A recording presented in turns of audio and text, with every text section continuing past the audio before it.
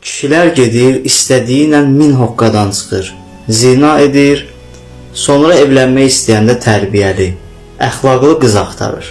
Bu cümlə adətən feministlər tərəfdən məqsədyönlü şəkildə daha çox istifadə olunur. Bəs İslam dini bu haqda nə deyir? Haramla, əxlaqsızlıqla məhşur olan bir kişi sonradan gedib təmiz, əxlaqlı bir qızla evlənə bilərmi?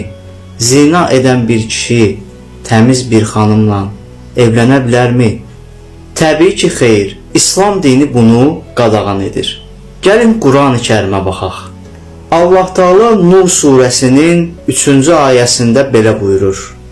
Zinakar kişi yalnız özü kimi zinakar və müşrik qadınla evlənə bilər.